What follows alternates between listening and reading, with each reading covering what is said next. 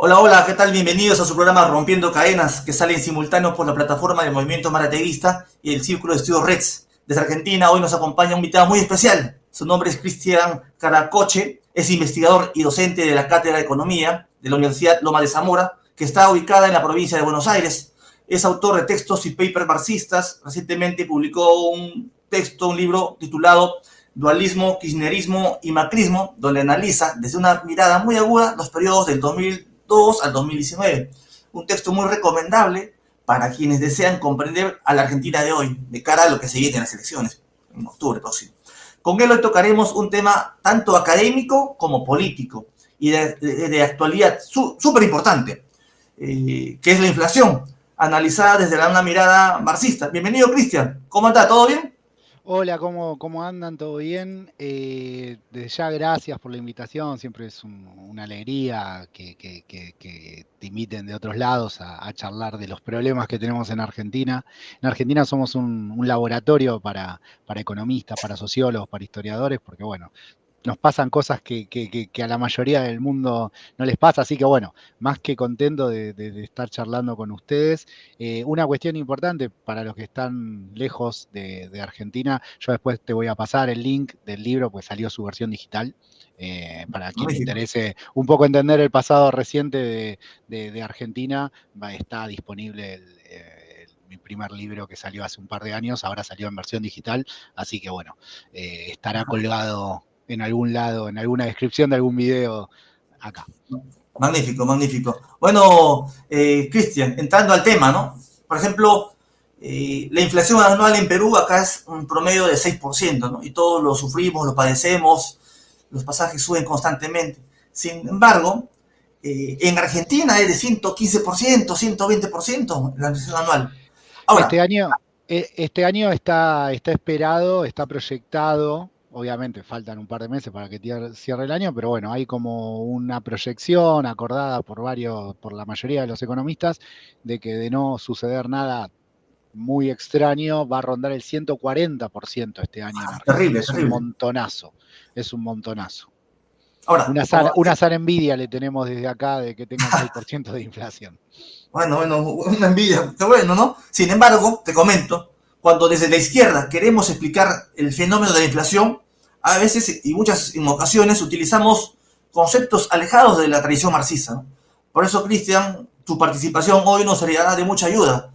¿Tienes alguna diapositiva para compartir, para lanzarla, Cristian? Sí, ahí compartimos pantalla Magnífico, magnífico. y ya arrancamos con el tema de la inflación. Vos decime cuándo, cuándo se ve la presentación y aprieto F5, así empezamos a compartir. Correcto, correcto. Confirmame. Confirmame cuando vos me digas, yo arranco a compartir.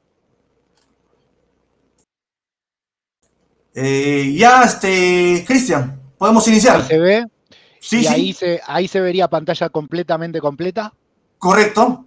Buenísimo, buenísimo. Bueno, vamos, la idea un poco charlar, hacer la presentación y después hacer un par de preguntas. Como cuestión importante e introductoria también, ¿no? Hay una cuestión bastante importante en este tema de la inflación que hace mucho, no vamos a decir se desapareció, pero que más que lo normal es lo anormal en los países capitalistas del mundo, ¿no? Y sin embargo, en Argentina tenemos inflación. Y del marxismo tenemos una seria dificultad. De hecho, si ustedes vienen a Argentina y entrevistan a 10 economistas marxistas, bueno, no sé si, si somos 10, pero bueno, si entrevistan a 10 personas desde el marxismo, seguramente, no digo que van a aparecer 10 explicaciones distintas, pero sí no hay un consenso, ¿no? No hay un consenso completo de por qué en Argentina tenemos el nivel de inflación que tenemos. Hay ciertos acuerdos, ciertas cuestiones de consenso, pero son muy mínimas y hay más que nada distintas explicaciones y a veces son totalmente opuestas. esas explicaciones. Así que bueno, la idea de que yo voy a tratar de explicar acá es tratar de explicar la inflación. Por eso quiero anticipar. No es una explicación, no es la única explicación que se da del marxismo, pero es una explicación que al menos yo trato de dar desde el marxismo, tratando de centrarme eh, en las relaciones de fuerza y la disputa social que hay alrededor de los precios. Y acá tenemos una cuestión importante, a diferencia de nada, cuando Marx escribía y hablaba del dinero. En ese momento el dinero, cuando Marx escribe El Capital, era un dinero que estaba resguardado en oro, digamos. Acá en Argentina tenemos el dinero lo que se llama fiduciario y por lo tanto eso implica que no necesariamente tiene un respaldo 100% en oro, ¿no? Ni siquiera en dólares. Entonces, bueno, existen ciertas mediaciones que se dan en cuanto a lo que es interpretar la inflación argentina hoy en día desde la obra de Marx. Necesitamos seguir construyendo teoría, por decirlo de alguna manera. Por lo tanto, bueno, la explicación que doy yo de la inflación está muy ligada a lo que es la disputa, por el ingreso dentro de la sociedad capitalista y cómo esa disputa impacta no solamente en lo que normalmente se da la disputa por el salario, sino en otras facetas de la vida social que obviamente implican de una u otra manera eh, un despliegue inflacionario. Esta explicación también a su vez, yo siempre digo lo mismo con la cuestión inflacionaria, no es una explicación eh, que opera siempre y en todo lugar. En ciencias sociales cuesta mucho siempre esa cuestión, ¿no? Siempre tratamos de buscar explicaciones absolutas para siempre y en todo lugar y no suele ser siempre así. La explicación que yo voy a dar es una explicación de la inflación de Argentina en la posconvertibilidad. ¿Qué quiere decir? Que no necesariamente opera para la inflación de la Argentina en los años 70, ¿no? En ese sentido yo entiendo que la inflación tiene una naturaleza dependiendo del lugar y a su vez dependiendo del momento. Yo a lo largo de la explicación también voy a tratar de explicar que justamente no son las mismas razones por las que había inflación en el año 2005 que, por ejemplo, 2003, que las razones por las que hay inflación hoy en día. Es decir, a lo largo del tiempo van agregando factores, van saliendo factores que van alentando más o menos al proceso inflacionario.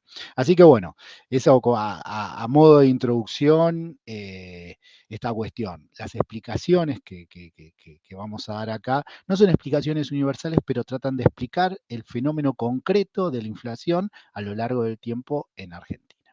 Como primera cuestión, la inflación es un problema y es un problema para cualquier economía capitalista.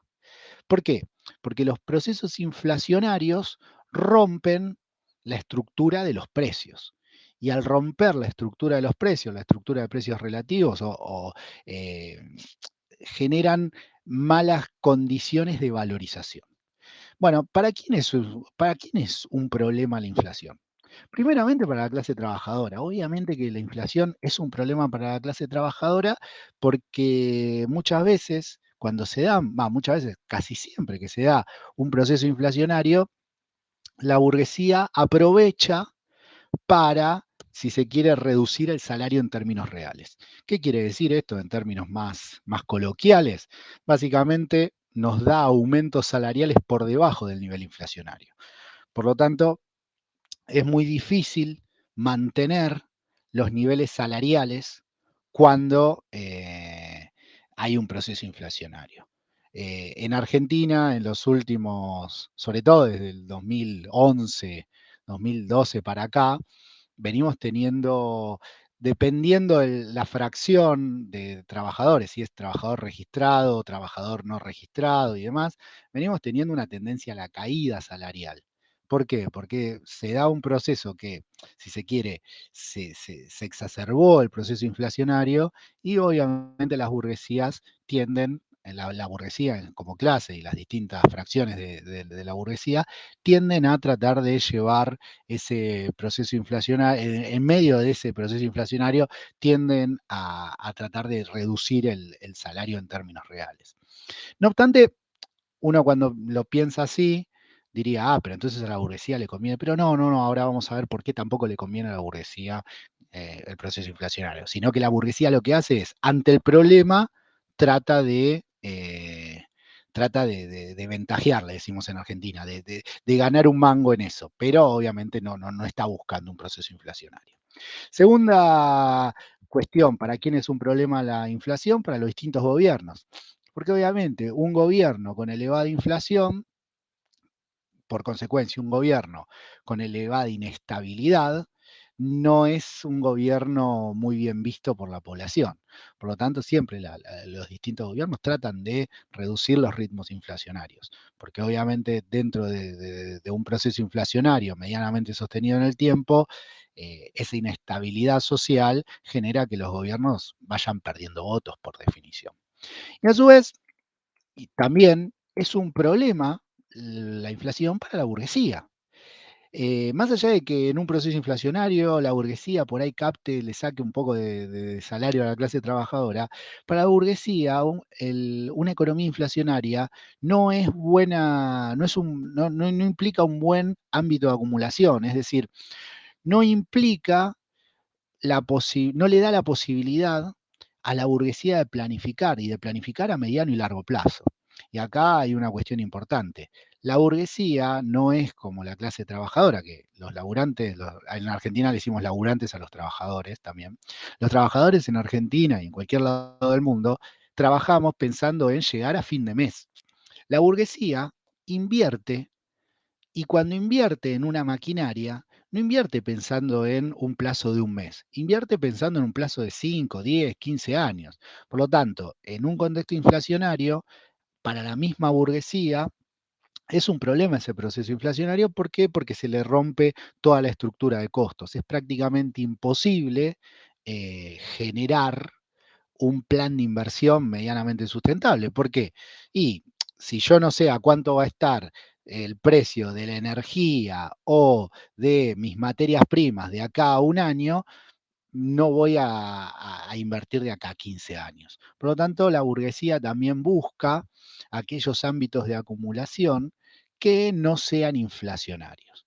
No obstante, después, como ya vimos, cuando está metida en ámbitos de acumulación que son inflacionarios, obviamente que trata de sobrevivir y trata de sacar todo lo que pueda de todos lados, y en ese sacar todo lo que pueda implica reducirnos el salario a los trabajadores, ¿no? Pero bueno, no hay que caer en esas caracterizaciones que dicen que a la burguesía le conviene la inflación. No, a la burguesía, al menos en el mediano plazo, no le conviene la inflación porque no pueden acumular capital de manera relativamente normal. Bueno, vamos a ver un poco la evolución de lo que es un país inflacionario como Argentina, ¿no? Imagino que Perú no debe ser muy distinto, al menos hasta los 70, 80, debe ser bastante parecido, deben tener inflaciones bastante altas. No obstante, después, por lo que sé de oído, por lo que toco de oído, después han tenido inflaciones relativamente bajas. Pero en este gráfico lo que se mira es cómo fue la evolución de la inflación en Argentina, en azul, en línea azul, y la inflación de Estados Unidos, por tomar un país, en línea roja. Y se ve cómo Estados Unidos ha sido un país con una inflación relativamente baja a lo largo del tiempo, y se ve como Argentina históricamente siempre ha tenido grandes episodios inflacionarios. E inclusive acá, estos años, en el año 76, 76, 80, 85, 86 y 89, 90, directamente yo tuve que cortar el gráfico, porque justamente las hiperinflaciones que se dieron, acá el gráfico me alcanza hasta 150.000, en estos años han llegado, por ejemplo, al 3000% anual. Por lo tanto, estos años son hiperinflacionarios y están en niveles eh, muy por encima de lo que se puede ver en el gráfico. No obstante, lo recorto para que se vea el gráfico. Bueno, ¿qué es lo que se ve en este gráfico?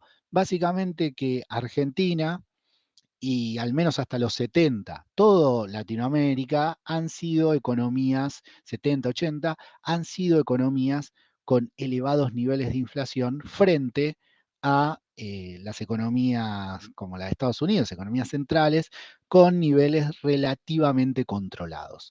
Eso obviamente que implica y afecta de una u otra manera al desarrollo capitalista de los distintos países, porque como dijimos, la burguesía, entre otras cosas, trata de buscar destinos para sus inversiones que tengan cierta estabilidad.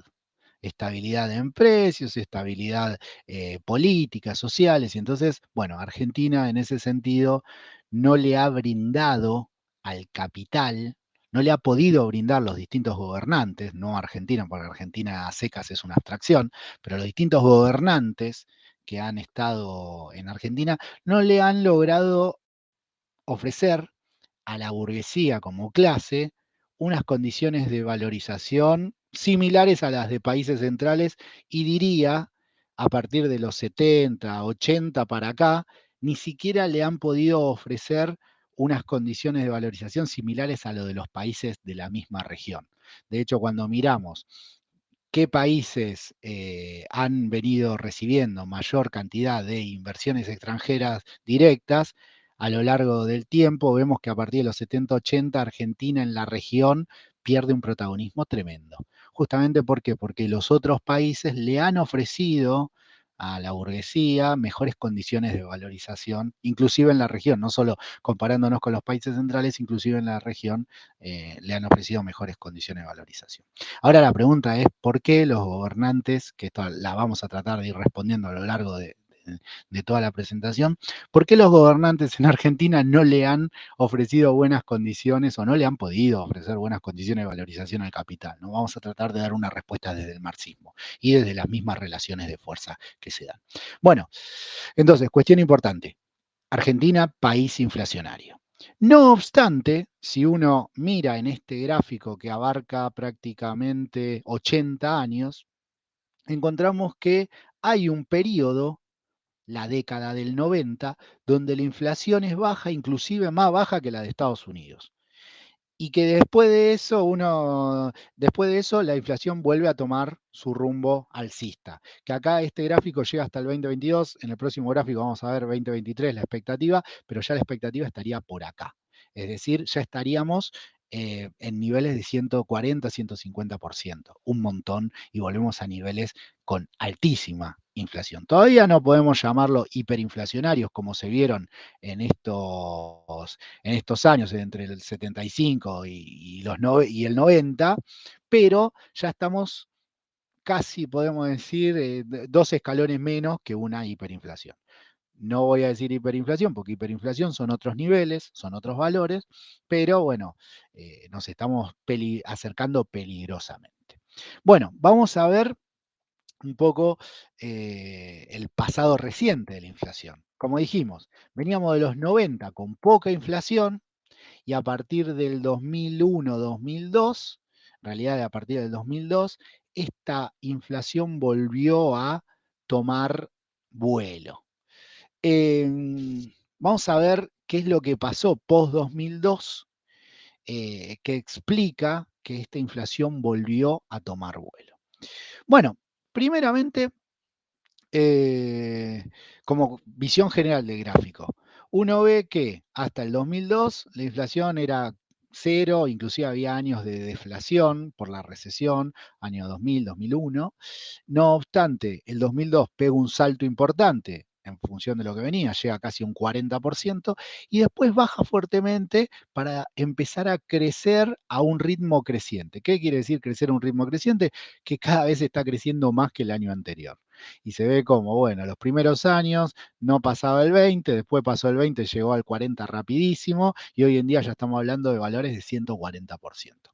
Es decir, un montón de inflación para los estándares que se manejan hoy en día en lo que es el mundo y lo que es la región. obviamente en la región sacando o corriendo de lo que es el caso venezolano. Pero después el resto de países de la región son países con una estabilidad inflacionaria, con una estabilidad de precios bastante importante. Bueno, ¿por qué se da todo esto? ¿Qué es lo que lleva a que después de prácticamente 10 años de inflación prácticamente nula en Argentina, como hubo en la década del 90, se da en la década de los 2000, se da este proceso de inflación creciente? Primeramente, en los 90, los argentinos hoy en día un poco los estamos reviviendo con el surgimiento de Milei y todo el liberalismo recargado. No obstante, los 90 tuvieron serios problemas macroeconómicos que se expresaron sobre todo a partir del año 1998. A partir del año 1998, Argentina venía con un tipo de cambio 1 a 1, es decir, un tipo de cambio fijo, 1 a 1 con el dólar, un peso, un dólar. Y en el año 98, Argentina tiene mucha relación comercial con Brasil. El año 98, Brasil, 98, 99, entre el 98 y el 99, Brasil genera una fuerte devaluación que, para decirlo coloquialmente, hace muy poco competitiva a la Argentina. Y por lo tanto, muchas empresas que estaban en Argentina se pasan a Brasil y muchos productos que se producen en Brasil empiezan a venir importados a Argentina. Por lo tanto, en ese periodo cae fuertemente la rentabilidad empresarial, cae fuertemente el empleo, las empresas ganan menos, incluso muchas se funden, dejan de funcionar y empiezan a echar más gente. Ya había un nivel de desocupación importante, empiezan a echar todavía más gente. Con este proceso también se incrementan fuerte las importaciones, y entonces empiezan a aparecer muy fuertes los desequilibrios macroeconómicos. Y que obviamente cualquier persona sabe que no se pueden sostener en el tiempo en una economía capitalista, en términos macroeconómicos, no se puede sostener en el tiempo desequilibrio fiscal y desequilibrio externo. Es decir, no se puede eternamente que el Estado gaste más de lo que ingresa ni que salgan más dólares de los que entran, porque en algún momento una de dos, o nos quedamos sin dólares, o por otro lado, para cubrir la falta de moneda local, imprimimos dinero y eso en algún momento, no quiere decir que es la causa central de la inflación, pero eso en algún momento desemboca en inflación, en algún momento. Bueno, entonces se da un proceso, un periodo donde 98-2001 se genera un contexto insostenible. Caída de rentabilidad, desaparición de empresas, aumento de la desocupación y aumento de desequilibrios macroeconómicos. Eso, a su vez, en términos sociales, se va generando un proceso de disputa social cada vez más fuerte. En Argentina aparece un fenómeno que entiendo que en Perú no lo tienen, muy importante para lo que es la historia de la lucha de la clase trabajadora, que es el movimiento piquetero. ¿Qué es el movimiento piquetero? Básicamente es la organización de los trabajadores que han quedado desocupados. Y la organiza, a ver, porque normalmente la sociología del trabajo lo que dice es los trabajadores se organizan porque tienen una fábrica que funciona de eje estructurador. No obstante, lo que dicen los viejos libros de sociología del trabajo es que una vez que quedan fuera de la fábrica, quedan desarticulados. No obstante, en Argentina hemos logrado que el trabajador desocupado tenga un lugar de articulación en los movimientos piqueteros. Los movimientos piqueteros comenzaron a hacer un proceso entre el 98 y 2001, ya venían, pero si se quiere, lo intensificaron en ese periodo, comenzaron a hacer un proceso de reivindicaciones bastante fuertes sobre pedida de ayudas sociales, subsidios. Acá en Argentina se los llama planes sociales. Y a su vez, los pocos, los pocos no, pero los trabajadores que todavía quedaban dentro de las fábricas, si se quiere, se resistían a algo que se denominaba el ajuste nominal. ¿Qué quiere decir?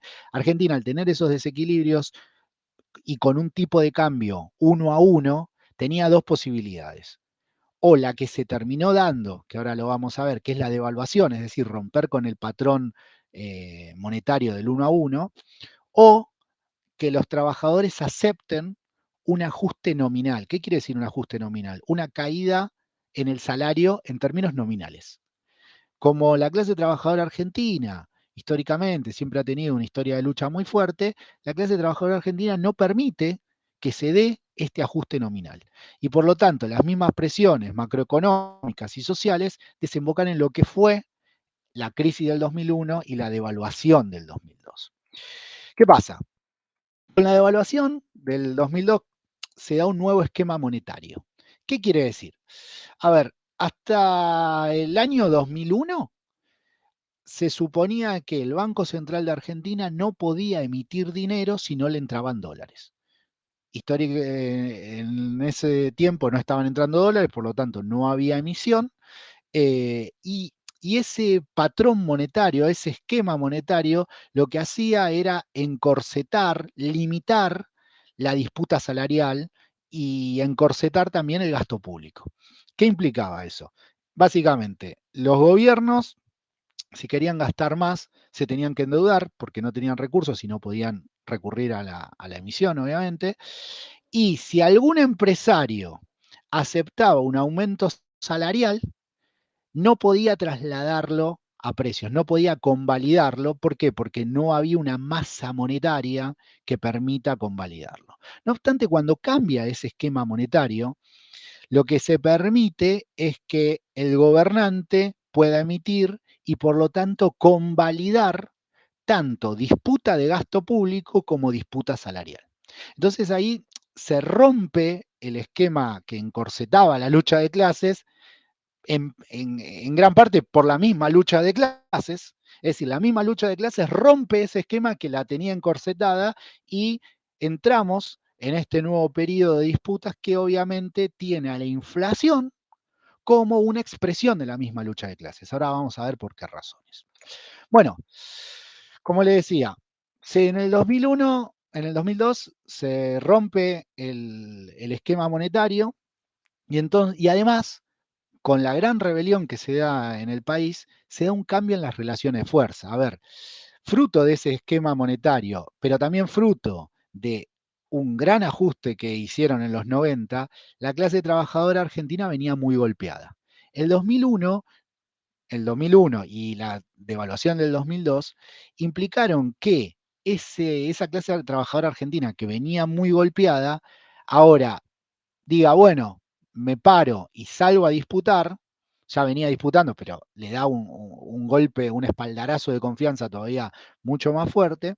Y además, al tener un nuevo esquema monetario, se permite que esa disputa se pueda trasladar en el tiempo. Entonces, bueno, en el 2001 se da un cambio en las relaciones de fuerza. Y como yo les decía, en Argentina, perdón, me adelanté, en Argentina tenemos una clase trabajadora que históricamente tiene mucha capacidad de disputa y mucha capacidad sobre todo de defensa, cosa que no pasa en el resto de países de la región. Si uno analiza el movimiento obrero de Argentina, es un movimiento obrero muy poderoso, eh, que tiene negociaciones paritarias centralizadas, es un movimiento obrero muy poderoso y además, como les dije hace un ratito, se da una particularidad que en Argentina somos uno de los únicos, no conozco otro caso, países donde, si se quiere, tenemos estructurado al desocupado. ¿Estructurado qué quiere decir? Organizado. Que hay organizaciones piqueteras que permiten vehiculizar las demandas de los trabajadores desocupados. Entonces, bueno, en el 2001 se da ese cambio en las relaciones de fuerza. A partir del 2002 y casi hasta el 2015, a nivel global se da un incremento del precio de los bienes básicos, de los commodities. Eso obviamente, Argentina es un país productor de alimentos y por lo tanto empezó a pegar lentamente en el proceso de formación de precios locales. Porque obviamente alguien que producía soja en Argentina o alimento o cerdos o vacas, prefería venderlo afuera que estaba más caro. Y entonces si lo vendía adentro tendía a subir sus precios porque a nivel mundial esos precios estaban subiendo. Entonces se empiezan a generar distintos factores que van aportando, de nuevo, dentro de un esquema monetario que lo permite, que permite la disputa. Con esto no estoy diciendo que la inflación es 100% monetaria, como dicen los liberales, ¿no? Sino que digo, dentro de un esquema que permite la disputa, se van generando factores que van sumando a la inflación. Decía, cambio de las relaciones de fuerza en el 2001, incremento de precios de los bienes básicos entre el 2002 y 2015. A partir de 2004 se empieza a dar un proceso donde esta clase trabajadora, que como dijimos es una clase trabajadora con capacidad de disputa y demás, etcétera, empieza a reconquistar grandes logros en términos salariales, en términos de mejoras laborales, y a partir de 2004-2005 el aumento de los salarios está por encima de las mejoras de productividad.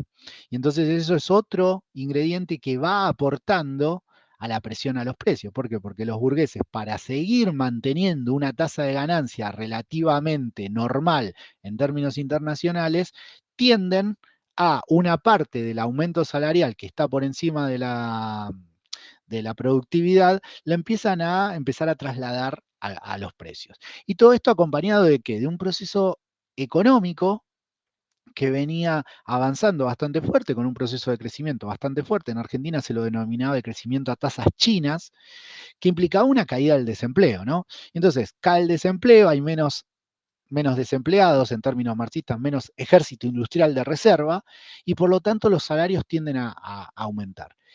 Y de nuevo, en un contexto donde los salarios tienden a aumentar e inclusive aumentan más que la productividad de ese mismo trabajo, los empresarios, como método de defensa, tratan de trasladar lo que pueden a precios. De nuevo, otro factor más que va sumando en el proceso inflacionario. Nótese que a medida que va pasando el tiempo, yo voy a ir marcando cada vez más factores que van alentando y la inflación va creciendo cada vez más.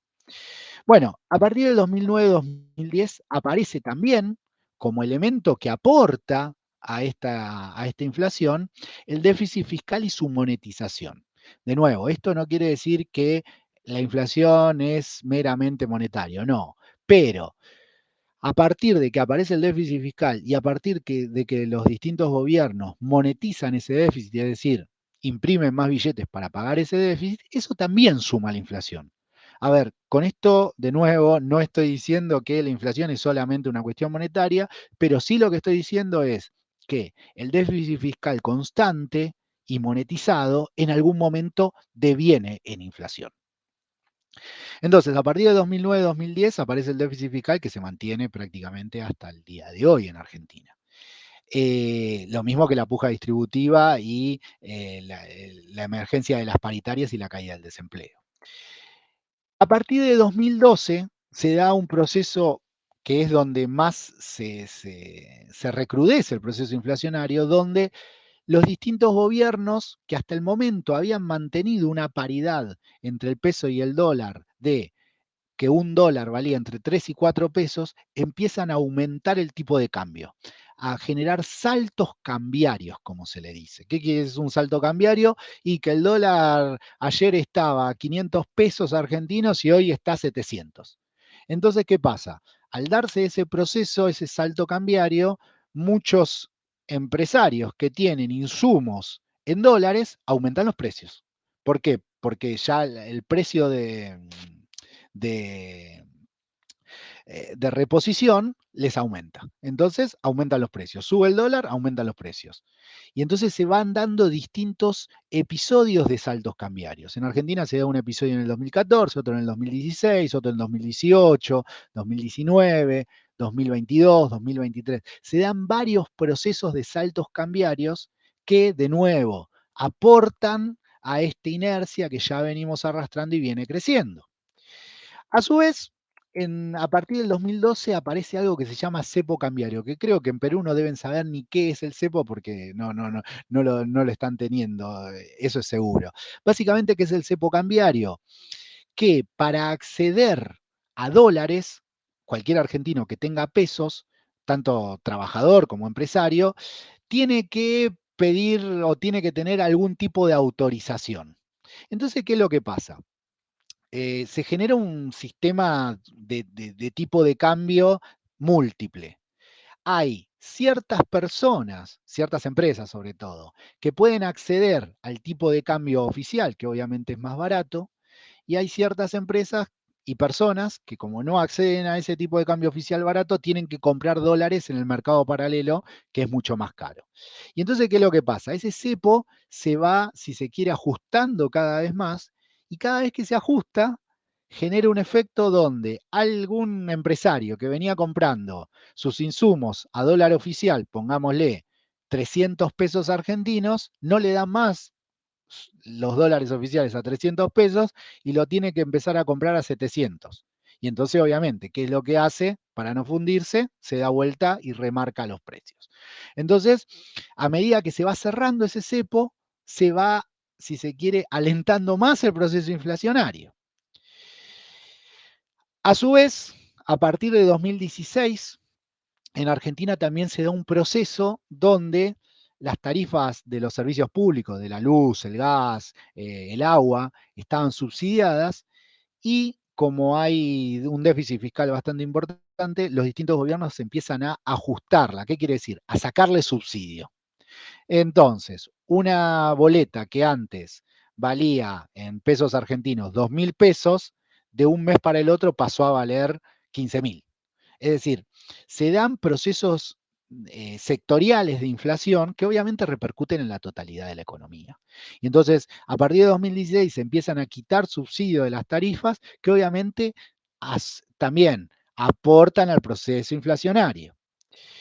Y después, obviamente, hubo una fuerte emisión de dinero cuando se dio la pandemia del COVID, una emisión que sigue teniendo obviamente sus efectos hasta hoy en día.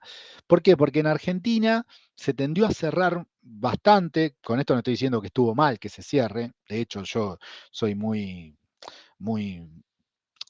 compartí mucho la cuestión de que de exponer lo menos posible a los trabajadores, obviamente, pero bueno, tuvo como consecuencia que el gobierno tendió a emitir dinero para generar subsidios a los trabajadores que no podían trabajar, que estaban desocupados y demás, etcétera. Por lo tanto, hubo una emisión importante, que ya, que si se quiere, eh, esa emisión de dinero, si se quiere, potenció la emisión que se venía dando por la monetización del déficit fiscal. Es decir, el COVID incrementó fuertemente el déficit fiscal y obviamente incrementó fuertemente la monetización de ese déficit. Y el último gran factor que hubo, el caso de la guerra. La guerra fue un factor más que generó un ingrediente más. A ver, con todo esto hay ciertas cuestiones que son importantes. En el mundo también hubo COVID, no obstante, no sé si en todos los países hubo una emisión tal como en Argentina. No obstante, en el mundo también los efectos de la guerra también pegaron. Pero en el mundo no tenían esta inercia inflacionaria que sí tenía Argentina y no tenían estas disputas sociales que sí tiene Argentina. ¿Por qué? Porque acá yo ahora me doy cuenta que hablé muy por encima del déficit fiscal como un ingrediente más del proceso inflacionario. Pero detrás del déficit fiscal hay relaciones de fuerza que implican que los gobiernos han intentado reducir ese déficit fiscal, pero se han encontrado con disputas en la calle que le han dicho hasta acá, esto no lo podés recortar. Y entonces, bueno, eso genera que se arrastre el déficit fiscal y por lo tanto la monetización y por lo tanto la inflación. La puja distributiva, obviamente, que es una expresión la más clara de la clase, de la lucha de clases. La clase trabajadora tratando de recuperar salario y la burguesía tratando de defender su tasa de ganancia. Eh, y ahora vamos a ver un poco la cuestión de esto, estas causales, si se quiere, clasificados. ¿Qué es lo que pasa? Bueno, como vimos, a más causales, más fuerte fue la inflación, y por lo tanto, los causales los podemos distribuir en tres grandes grupos. Por un lado, hay cuestiones que son exógenas y que le pasan a todo el mundo. No obstante, como dijimos, no todo el mundo tiene la inflación de Argentina. ¿Cuáles son esas cuestiones exógenas? Por un lado, el incremento del precio de los commodities, el COVID y la emisión que implica, la emisión de dinero que implica el COVID, y la guerra, en este caso la guerra de Rusia con Ucrania, ¿no? Esas cuestiones son de todo el mundo. No obstante, en otros países del mundo han logrado ordenar y canalizar estos problemas de tal manera que no han llegado a niveles inflacionarios del 140% como tiene Argentina. ¿Por qué han podido? Porque no tienen los otros, si se quiere, condimentos que sí tiene Argentina. ¿Cuáles son? Por un lado, las cuestiones endógenas, las cuestiones particulares de Argentina. Como dijimos, la puja distributiva eh, parte de la disputa entre distintas clases sociales con una clase social en particular que tiene capacidad de defensa, que es la clase trabajadora. A ver, en el capitalismo a nivel global, la clase trabajadora siempre, en tanto en cuanto se mantiene el capitalismo, sobre todo del 70 para acá, se mantienen las relaciones sociales de producción capitalistas, eh, a la larga la clase trabajadora ha perdido los grandes conflictos, ¿no? Nos podemos remontar a los 80, los conflictos de Margaret Thatcher con los mineros, los controladores aéreos en Estados Unidos, pero si venimos más acá, la gran mayoría de grandes conflictos se han perdido. No obstante, la clase trabajadora argentina tiene una capacidad, un plus en relación al resto de los países de la región y el mundo, que tiene una clase trabajadora que soporta un poco más. Y entonces esta cuestión de la puja distributiva se da con un poco más de fuerza porque hay sindicatos fuertes, sindicatos centralizados, pero con capacidad de maniobra en las mismas bases. El sistema que tenemos en Argentina no es único, pero no es muy común, que es donde los delegados tienen inclusive capacidad de parar cualquier fábrica. Y eso no se da. Los delegados de las plantas tienen la capacidad de parar cualquier fábrica, inclusive a veces en contra de la decisión del mismo sindicato. Por lo tanto, es una cuestión muy particular de Argentina. A su vez, alguien está pasando vendiendo algo por la calle. No sé si se escucha. Pero bueno, seguimos. Espero que se escuche bien. A su vez, lo que dijimos, el déficit fiscal en Argentina es un déficit fiscal que lo han podido controlar mucho menos que en otros países.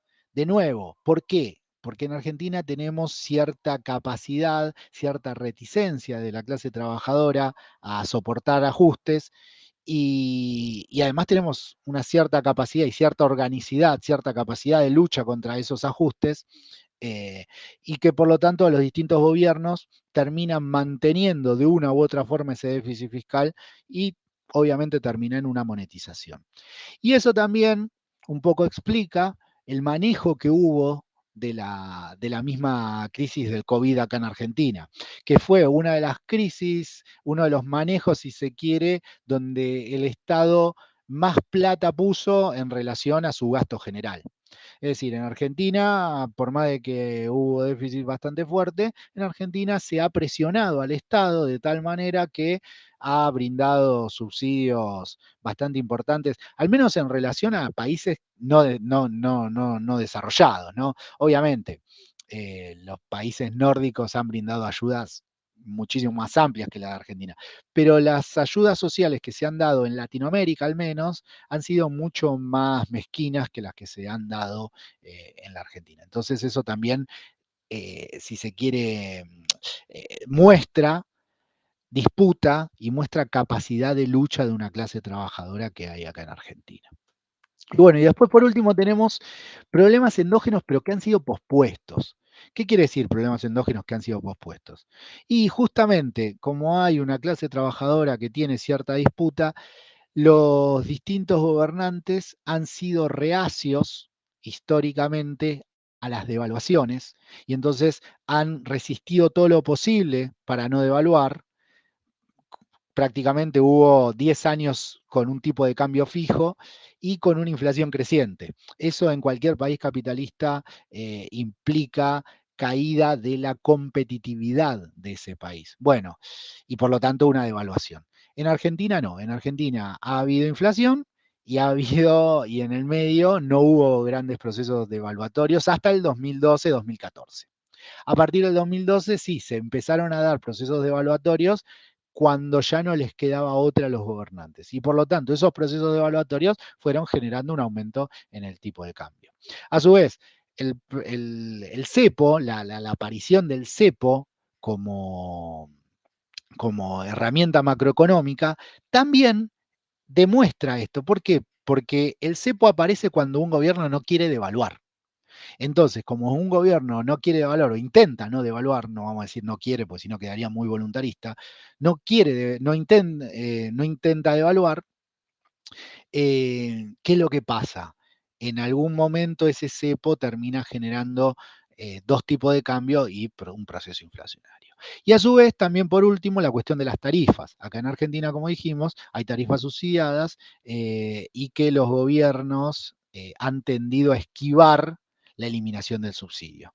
Que obviamente, desde un punto de vista, de una visión burguesa, no tendrían que subsidiarse esas tarifas, no obstante, obviamente, como clase trabajadora, defendemos nuestros derechos y bueno, como podemos al menos, pero se tiende a defender y por lo tanto hay tarifas subsidiadas que en el último tiempo se han ido recortando esos subsidios y cuando se recortan de golpe es un golpazo para el bolsillo del trabajador y obviamente para el proceso inflacionario. Bueno, ahora, ¿pero por qué no se pudo frenar la inflación? Y acá es una cuestión, si se quiere, pesimista, pero que hay una luz de optimismo. Básicamente, no se pudo parar la inflación en Argentina porque existe una clase trabajadora que mantiene cierta capacidad de disputa, que no permite que los salarios caigan y se queden en el piso, sino que trata de recuperar, que no permite que se hagan recortes en jubilaciones, recortes en pensiones muy grandes, sino que los enfrenta, que no permite que se licúen los subsidios o que no permite o que intenta o se opone a que se reduzcan los subsidios a las tarifas públicas. No tanto, por lo tanto, ¿cuál es el gran problema? Y acá nos pone a la clase trabajadora en una situación bastante complicada, que para que se dé esa reducción de la inflación, necesariamente nos vamos a tener que comer una nueva derrota.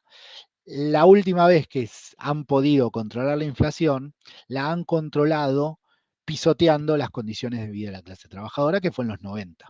En los 90 se ha podido controlar la inflación, ¿por qué? Porque existió, por un lado, eh, un disciplinamiento muy fuerte que implicó la desocupación masiva que implicaron los 90, y a su vez un proceso de endeudamiento feroz que tomó el gobierno de Carlos Menem para obtener los dólares necesarios para la convertibilidad. Es decir, disciplinamiento de la clase trabajadora y endeudamiento.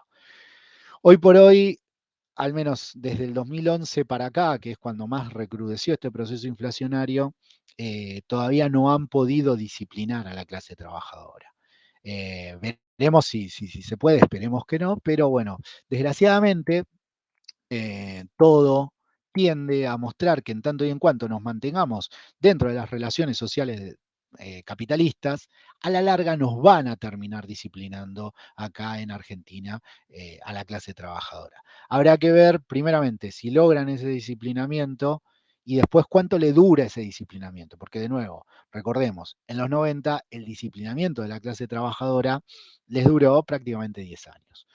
Habrá que ver primero si logran disciplinarlo para frenar ese proceso inflacionario, es decir, cortar esa puja distributiva por el lado del salario, recortar gasto público, gasto en previsional, gasto en jubilaciones, gastos en pensiones, gastos en subsidios a los desocupados, gastos en subsidios a los servicios públicos.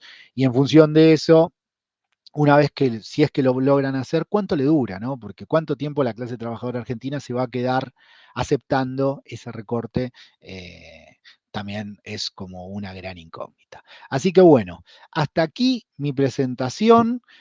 Con mucho pesimismo, pero con algo de optimismo. El optimismo, obviamente, del lado de que la misma clase trabajadora, que la clase trabajadora argentina es una clase que tiene mucha capacidad de defensa, empiece a pensar en un ataque. Y cuando digo pensar en un ataque, obviamente digo de pensar un programa propio de la clase trabajadora donde no solo defendamos las condiciones, sino que también, además de defender las condiciones de vida, pensemos alguna vez en un plan propio de la clase trabajadora donde pensemos en hacernos cargo de los medios de producción, obviamente expropiando a la burguesía. Hasta acá mi presentación. No, Y muy bien, Cristian, te agradezco bastante, ¿no? Porque creo que ha sido una exposición muy didáctica, académica y política, muy clara. Y has, en mi opinión, has llevado la discusión en un sentido de que la inflación no es un fenómeno solamente de dinero, ¿no? Sino que es una expresión social, que está enmarcado dentro de un proceso social, donde hay clases sociales y que están en disputa. Entonces, es un fenómeno social. No es porque hay mucho dinero, no, no, o sea, es un fenómeno atravesado por pujas, como tú llamas, ¿no? Distributivas. Creo que ha sido un elemento muy importante. Ahora, algo que también quiero aprovechar de tu presencia, hay, como has manifestado, el dinero cada vez vale menos, el peso argentino cada vez vale menos, ¿correcto? Se ha incrementado algunos signos de desocupación, se ha incrementado la pobreza, obviamente. Ahora, todos estos elementos que algunos dentro del marxismo llaman condiciones objetivas, ¿por qué han determinado de que en las últimas elecciones en el Paso, en tu opinión, tenga una cierta aceptación posiciones de derecha como las de Milei? bien, bien, bien. ¿Sabés que es algo que acá en el ámbito, en el pequeño mundo de la izquierda, lo venimos discutiendo, lo venimos charlando, ¿no? A ver, obviamente te voy a dar mi opinión, no necesariamente es la verdad revelada, ¿no? Pero lo que yo entiendo que pasó es, por un lado, a ver, un poco lo que charlábamos antes de empezar a grabar, de que de la misma manera que quizás en otros países relacionan a la izquierda con experiencias no muy felices, como hablábamos en su momento con Sendero Luminoso, acá en Argentina se ha relacionado y la misma izquierda trotskista, que es la izquierda hegemónica, no se ha encargado mucho de diferenciarse, se ha relacionado a la izquierda con lo que es el kirchnerismo, en lo que es la escala local, y con el chavismo a escala internacional, ¿no? Y en esa lógica donde la izquierda no tiene grandes referencias, porque también hay que hacer una autocrítica hacia nosotros y decir, bueno, nosotros como izquierda nos cuesta mucho, muchas veces cuando nos dicen, hey, ¿cuál es tu país de referencia? Bueno, yo tengo algunos casos, yo siempre digo, eh, lo que fue La URSS, ¿sabes? los primeros años de la Unión Soviética, por lo menos hasta los 50, 60, podemos decir que son importantes, más allá de las diferencias que uno puede tener políticamente con esas cosas. También yo remarco mucho algunos procesos, como por ejemplo los de Burkina Faso, Claro. o inclusive algunos episodios que siguen vigentes con sus limitaciones, como es el caso de la localidad de España, Marinaleda, que tiene una organización comunitaria dentro de un país capitalista, ¿no? Eh, pero obviamente nos cuesta mucho eso y nos cuesta mucho hacer una autocrítica de eso, ¿no? Eso genera que también el ideario socialista esté lejos de las masas obreras. Y todo eso se da en Argentina en un contexto que venimos prácticamente de 10 años de estancamiento o recesión, de empeoramiento de las condiciones de vida, y viene un tipo como Milei que, a ver, en parte hay que reconocer que parte de un aparato mediático importante, pero no obstante, no es solo el aparato mediático lo que hizo el tipo, sino que todo el movimiento libertario se ha preocupado de una u otra manera de generar una comunicación clara y dar, guste o no, muy malas son cuando uno las mira bien, pero digo, de cara a la población, dar una salida si se quiere, concreta y tangible. A ver, ¿qué quiere decir concreta y tangible? Que obviamente estamos de acuerdo que sus soluciones van a traer más miseria, pero eso lo decimos en el ámbito chiquito de la izquierda. Para un estudiante que le diga, no, la inflación es un problema monetario, se soluciona sa, y listo, eso, o un estudiante del secundario, le genera cierta, mira, este tipo me lo está explicando y me está diciendo, ahora, acá en Argentina, la izquierda más predominante, por ejemplo, dice que todos los problemas del país son culpa del Fondo Monetario.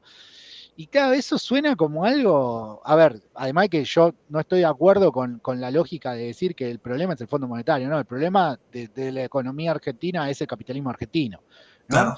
Si no Como en estamos. Perú, el problema es el capitalismo peruano, ¿no? O sea, la burguesía corporal. Claro, el problema está en la clase social y en las relaciones sociales. A ver, el Fondo Monetario en última instancia, bueno, sería, si se quiere, una consecuencia de ese desarrollo, ¿no?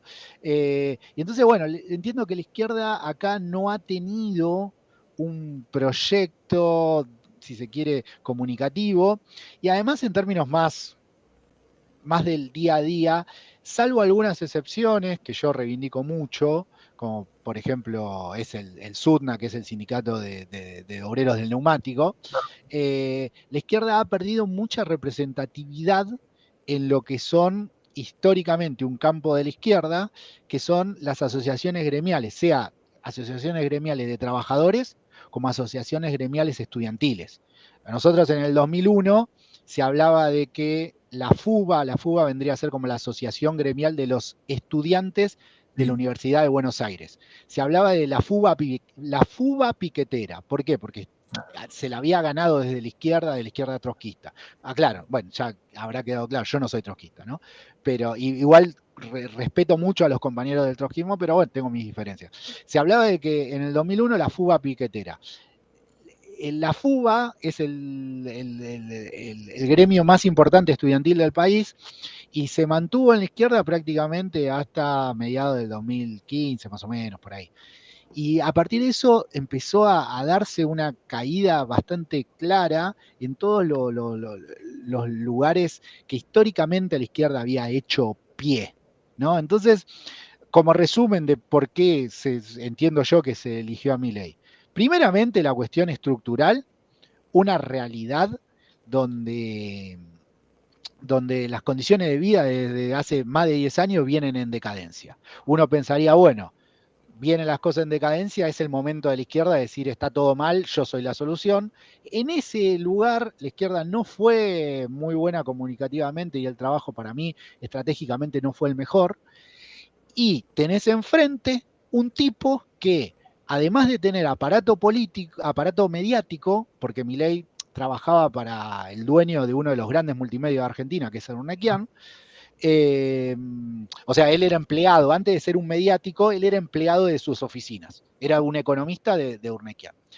En esa situación de malaria general de la Argentina, de situación de precariedad de las condiciones de vida, aparece un tipo que tiene llegada a los medios y que además tiene un trabajo detrás, un trabajo de comunicación muy bien pensado y que además, y esto hay que decirlo, y no guste o no, un tipo que pega su carisma con un clima de época.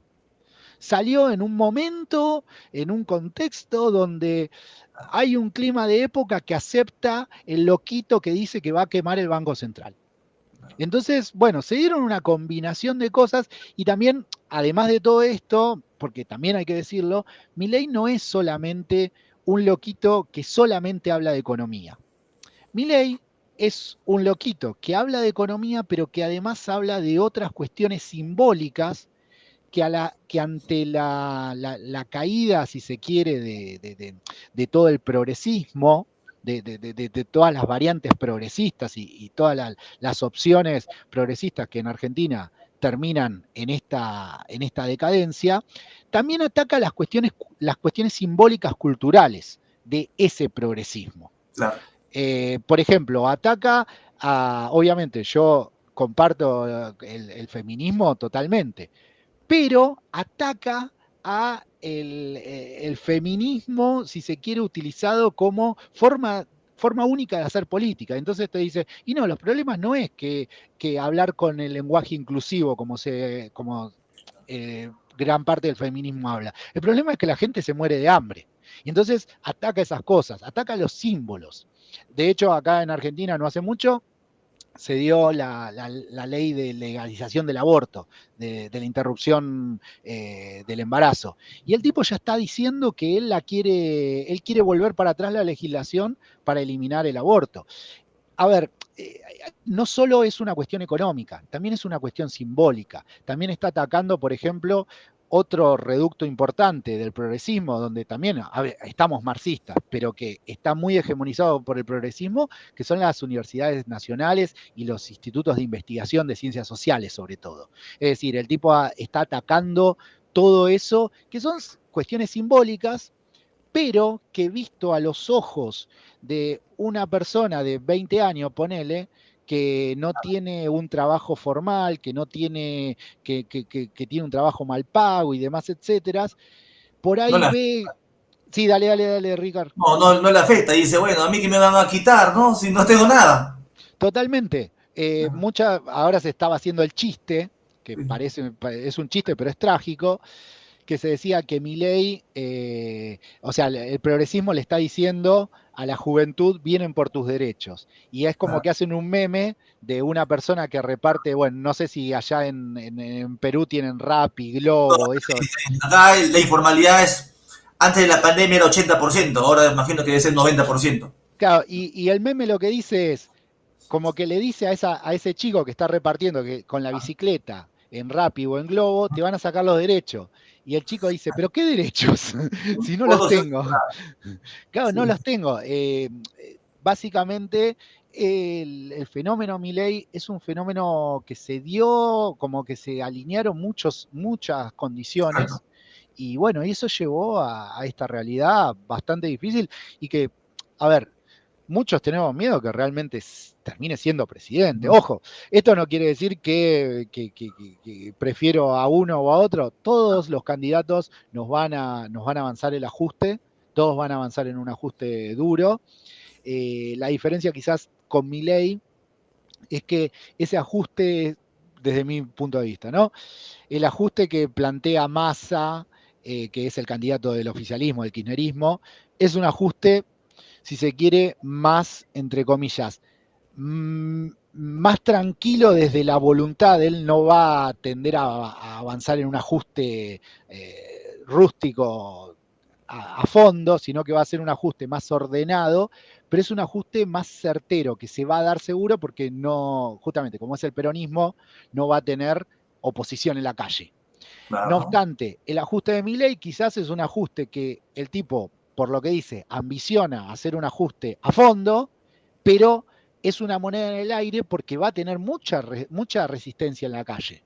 O sea, hay un porcentaje muy grande de gente, sobre todo peronista, pero también, obviamente, la izquierda siempre va a defenderse de cualquier ajuste, eso estamos todos de acuerdo.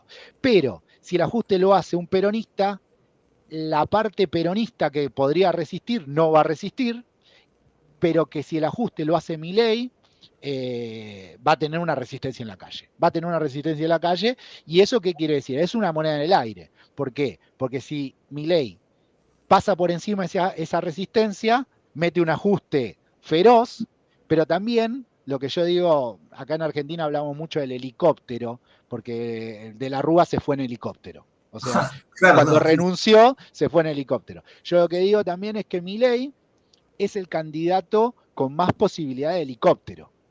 ¿Qué quiere decir? Que es el candidato más volteable, que más le La podemos calle no lo resistir. va, no lo va a salir, la calle Que va a la, estar que ahí la, y que la, atenta. claro, que se va a resistir más. Entonces, es una moneda en el aire. El ajuste de masa es un ajuste que va a entrar casi, no voy a decir sin resistencia, porque vamos a estar en la calle de la izquierda, pero Va a vamos tener a, la no, complicidad del peronismo, va a correcto. tener la complicidad del peronismo, exactamente. Bien, muy bien, Exactamente. Cristian, antes de que tal vez culmine, porque está muy interesante, quisiera hacer tal vez un par de interrogantes. Ahora, has manifestado que desde las clases dominantes tienen una salida ante la inflación, que es aplastar a la clase trabajadora. O sea, es la derrota de la clase trabajadora, para ellos significa que baje la inflación, estabilizar la moneda. Eso es. No, no, a ver, yo lo que digo es, para que se dé una No, estabilización, lo que se requiere dentro del capitalismo es una clase trabajadora que de una u otra manera esté disciplinada. ¿En qué correcto. sentido? ¿En qué sentido? Y que se dé un aumento de precios y que atrás de ese aumento de precios no haya un aumento de salarios. Entonces, con el aumento de precios se recomponga la tasa de ganancia empresarial y que no haya un aumento de salarios que carcoma esa recomposición y que a su vez, eso por el lado, si se quiere, de la disputa clase contra clase, la más cruda, pero también que a su vez el Estado no gaste más de lo que recauda o esté más o menos ahí, y el ajuste obviamente eso recae sobre gasto social, sobre jubilaciones, sobre pensiones, sobre subsidios a la pobreza, y entonces, y que justamente se puede hacer ese ajuste y que la clase trabajadora de una u otra manera lo convalide. Correcto. Eso es un problema para nosotros como clase trabajadora porque es Esa la es la lógica. perspectiva Es, es- desde la clase dominante. Ahora, ¿cuál sería la perspectiva desde la clase trabajadora? no, ahí está el tema. En tanto y en cuanto estemos dentro de los límites del capitalismo, y en tanto y Correcto. en cuanto con las relaciones de fuerza actuales que hay en el capitalismo, nuestra única salida es expropiar a la burguesía. Correcto, correcto. Para no ser el cordero de la boda. No, no, está Eh, bien. Las cosas deben decir, ¿no? Claro. las cosas hay que decirlas así abiertamente. La única salida que tenemos, distinto sería si en todos los países de la región la clase trabajadora estaría avanzando en sus conquistas. Y entonces, ¿qué pasa? Y vos acá le decís al capital, bueno, si no te gustan las condiciones que tenés acá, andate a Brasil y que en Brasil también lo van a estar esperando con el cuchillo y el tenedor para sacarle todo. Pero ¿qué es lo que pasa? Vos acá, en Argentina, si si se, se sigue dando un proceso donde, donde hay inestabilidad en el ámbito de acumulación y donde la burguesía no puede implementar sus planes de inversión y de negocios, ¿qué es lo que hace la burguesía? La burguesía, como dada esta situación, con las relaciones de fuerza actuales y lo internacionalizado que está y la facilidad que tenemos de llevarnos una máquina de acá a acá, producir allá y traerla para acá, la burguesía se va a Brasil, se va a Uruguay, se va a Perú, se va a Paraguay, se va a cualquier lado, si acá en Argentina, entre comillas, la aprieta mucho. ¿Se entiende? A ver, la burguesía ya de por sí a Argentina no viene mucho. Eso es una cuestión importante, ¿no? Si uno mira cuál es, comparamos, no sé, los números de Perú contra Argentina de inversión sobre PBI o inversión extranjera sobre PBI, vamos a ver que seguramente en Perú tienen mucha más inversión, mucha más llegada de capitales que en Argentina. ¿Por qué se da eso? Y porque allá tienen otras relaciones de fuerza, allá tienen otra legislación laboral, Claro. allá tienen otra estabilidad y que en Argentina no. El problema que tenemos los trabajadores en el modo de producción capitalista y en estas condiciones del modo de producción capitalista es que si solo apretamos a la burguesía y no ponemos en cuestión las relaciones sociales de producción que tiene el modo de producción capitalista, lo que hacemos en última instancia es espantar al capital y nada más. Que Correcto. nosotros, a ver, a mí me importa poco y nada espantarlo o no. Yo lo que quiero hacer es expropiarlo. Yo no No, quiero no. atraerlo o espantarlo, yo quiero expropiarlo. ¿Por qué? Porque entiendo que esa es la manera en que nosotros nos podemos hacer, si se quiere, de las decisiones de inversión. Y entonces, si queremos tener mejores salarios, los podemos dar, que, que dar mejores salarios no implique que el capital haga cuentas y diga, ah, no, pero si acá me piden mejores salarios, yo me voy a Brasil. ¿Se entiende? No, porque ahí el capital va a ser nuestro. Ahí está el Ahora, problema que tenemos en Argentina. En Argentina tenemos esa contradicción que es muy fuerte como clase trabajadora. Es bastante complicado. Ahora, sí, Cristian. Ahora, viendo otra vez entonces, tal vez no puede haber una salida solamente de carácter nacional, ¿sí o no? Es No, no, imposible, ¿no? no. No, A tiene ver, que ser una salida de carácter internacional. al menos, obviamente que, a ver, no es que si algún país hace la revolución, automáticamente los otros lo hacen. Claro, Eso estamos de acuerdo. Obviamente que algún país tendrá que picar en punta, como le decimos acá en Argentina, digamos, ser el primero, pero es imposible hacer algo eh, solamente local y que se quede en lo local. Obviamente, si, a ver, estamos hablando, haciendo futurología. Si mañana tomamos los medios de producción acá en Argentina, vamos a tratar de internacionalizar la revolución para no quedarnos solos, fundamentalmente. Pero obviamente que va a haber una secuencialidad de primero va a ser un país y después serán los otros, si es que se da. En ese sentido, de nuevo, no solo vos decís, no puede ser algo nacional, y yo agrego, porque esto es importante, y tampoco puede ser algo que lo pensemos en términos reformistas. correcto. Reformistas de, bueno, obtenemos una mejora y ya, y solamente obteniendo mejoras. ¿Por qué? A ver, quizás algún sector, yo de O tal hecho, vez, perdón, algunos piensan, ya, es posible hacer un capitalismo más humano, donde donde nos puedan pagar un poco más, donde nos exploten menos, ¿ah? Es posible. claro, claro, claro, no, no. A ver, eso en estas condiciones que tenemos nosotros, como el países latinoamericanos, capitalismos poco desarrollados, con salarios bajos y demás, etcétera, es lo que se dice, tiene un recorrido muy corto. A ver, puedes estar un poquitito mejor, pero dentro de 3, 4 años al capital le pinta otro destino y chau, se fue y te quedaste sin nada. Por eso es que la necesidad de tener un programa propio como clase trabajadora. No estar solamente defendiéndonos como, a ver, como digo, y lo dije muchas veces, Argentina tiene una clase trabajadora con mucha capacidad de disputa, pero que es una capacidad de disputa defensiva. ¿Qué quiere decir defensiva? Que tenemos mucha capacidad para resistir los planes de la burguesía. No obstante, no tenemos una capacidad para imponer un plan propio. Y entonces eso, dentro de la lógica del capital, nos juega bastante difícil. ¿Por qué? Porque nos defendemos mucho, no permitimos los planes de la burguesía como tiene que ser, porque no hay que defenderse, hay que defender las condiciones de vida. No obstante, eso hace que cada vez menos capital venga al país y por lo tanto los salarios, si uno ve los salarios del Sí. resto de Latinoamérica, poco han crecido. Los salarios de Argentina caen. ¿Se entiende? Eso ahí está el otro problema más, ¿no? Porque, a ver, el capitalismo en general es un modo de producción donde una clase vive a costa del sacrificio de la otra. Eso es un problema que podemos decir hasta moral, que está, es una problemática que yo no quiero. Yo no quiero que un burgués viva de mi trabajo. Ahora bien, además de eso, en este capitalismo que vivimos en Latinoamérica y en general, el capitalismo argentino se lleva a las peores. ¿Por qué? Porque ni siquiera disfruta, entre comillas, los frutos de que vengan más capitales, porque obviamente cuanto más capitales hay mejores salarios que se pagan, ¿no? A ver, ¿por qué en Estados Unidos o en los países nórdicos pagan mejores salarios? Porque hay mucho más capital invertido. Entonces hay más productividad y eso se paga mejores salarios.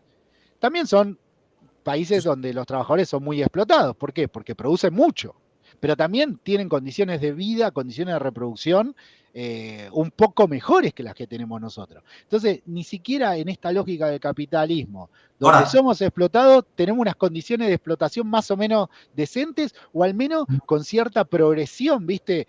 Tipo lo que podía pasar en el capitalismo de posguerra, de que uno podía pensar, bueno, soy explotado, pero dentro de 10 años voy a estar mejor y mis hijos van a vivir un poquito mejor. Ni siquiera claro, eso. En Argentina desde los 70 venimos en decadencia. Disculpa que te interrumpí. no, no, no, está bien, yo te decía que muy bien, lo que dices tú, Cristian, creo que la exposición ha sido muy interesante y también, esta segunda parte de la conversa también creo que ha reforzado algunos elementos y la perspectiva, ¿no? Es decir, la salida no puede ser una salida reformista, no puede ser una salida, oye, apoyemos al menos malo y que él va a hacer, desde el gobierno, nos va a dar mejores condiciones, ¿no? Es la salida de que los trabajadores se hagan el poder y que propio los medios de producción.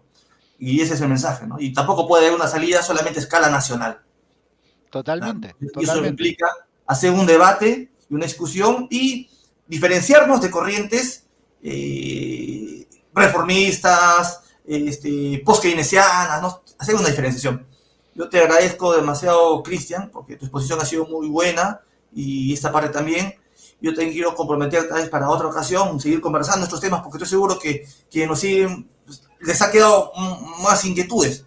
Yo te agradezco bastante y bueno, tal vez tus palabras finales para ir cerrando, Bien, Cristian. bien. No, bueno, yo obviamente agradecido de la invitación. Yo siempre me encanta presentar cualquier debate, cualquier charla, sobre todo porque además mi posición dentro del marxismo no es, al menos en Argentina, no es una posición mayoritaria y por lo tanto todo debate suma para la divulgación y Claro que sí, claro que sí. para la difusión de ideas. Así que, no, obviamente que mil gracias por la invitación y cuenten totalmente para cualquier tipo de cuestión que pueda ser útil, porque a mí, además de que me gusta el intercambio, creo que es muy necesario.